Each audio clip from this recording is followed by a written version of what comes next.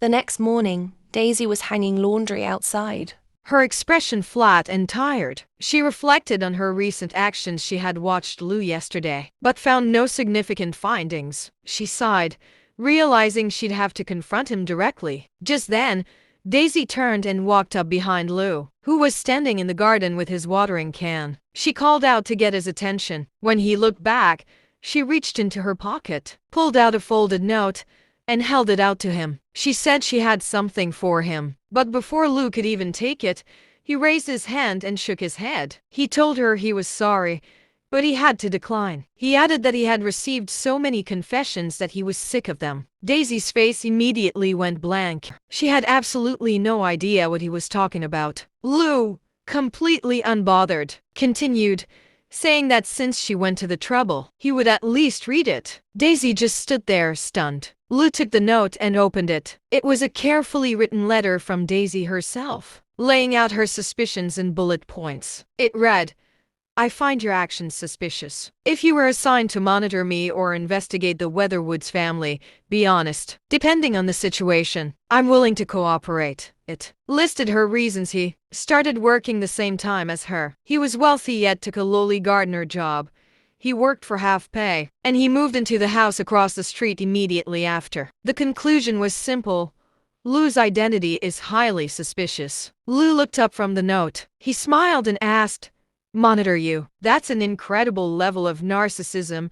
Daisy's eyes widened in shock. She immediately had a flashback to Lou's earlier boasts about being blindingly beautiful, elegant, refined, and wealthy. She was furious, wondering who was the one saying all that earlier, and how dare he talk to her about narcissism. A small chibi Daisy was seen sweating in frustration. She decided to just drop it for now, muttering that he hadn't even answered her note yet. Lou, however, wasn't done. He reached out and handed her a small terracotta pot filled with dirt. Daisy asked what it was. Lou told her he didn't care what kind of flower it was, but she had to make one bloom in it from the seed. He made it clear no transplanting allowed. She had to start from the seed. Daisy's eyes twitched. She asked why she should suddenly do that. Lou leaned in and told her that his identity was a very, very mind-blowingly great secret, so he couldn't just tell her for free. He offered a deal, make a flower bloom, and he'd tell her. He then gave her an alternative if she didn't like it. She could just pay him 500 gold instead.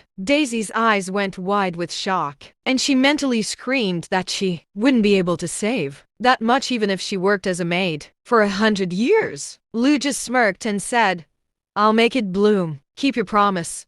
Daisy was left completely speechless. Lou watched her with a knowing smile, saying he would look forward to it, and that he was curious to see what kind of flower she'd grow. Just then, the headmaid appeared out of nowhere, adjusting her glasses. She asked them both if they wanted her to break their hands. She then gave a firm warning.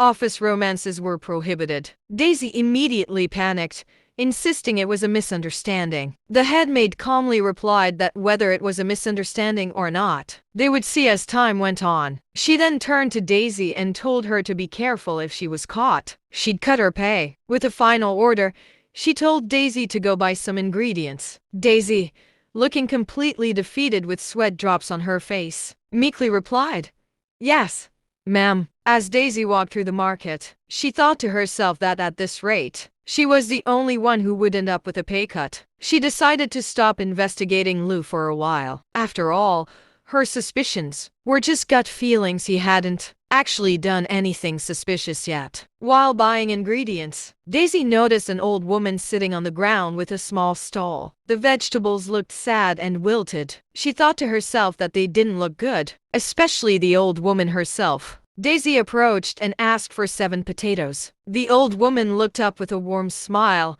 grateful for a customer. Daisy took the potatoes, noting that since Lou was a good cook, it should be fine even if they've sprouted a little. But as she counted them, she noticed there was 1 extra potato in the basket. Just as she was about to turn and walk away, a group of thugs approached the old woman. One of them snatched the money right out of her hands. He told her they would be taking this as the merchant union fee she didn't pay last time. The old woman begged them, insisting she was just an old woman running a small stall, and she didn't want to join. The thug shoved her back, making her fall. He yelled at her, saying she was an old hag, and if she couldn't afford the fee, she should quit her business and get out of the district. Daisy had been watching the whole time from the side. Her expression turned cold and dark, a massive purple shadow falling over her face. She stepped forward, her voice low and sharp. She told them to stop right there and asked if they all wanted to end up in the trash can. The thug turned around, angered,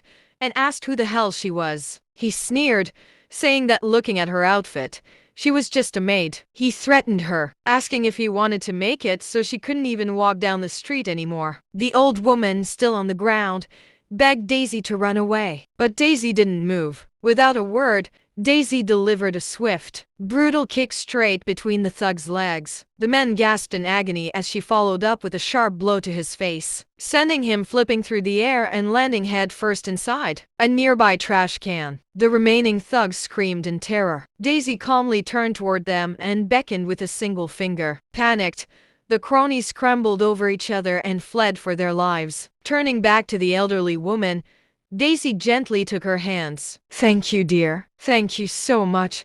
The woman sobbed in relief. Daisy looked down at her with a gentle expression and asked, "Grandma, who are those guys?" The old woman explained. They started as a vigilante group during the Magic War, but after the war ended, they started demanding membership fees under the guise of keeping the market safe. If you didn't pay, they came by regularly and stirred up trouble. They made life absolutely miserable. Daisy listened quietly, staring at a sign in the background that read "Piece of Land." She stroked her chin, a thoughtful and dangerous smile forming on her face. She muttered to herself, "So that's how it is."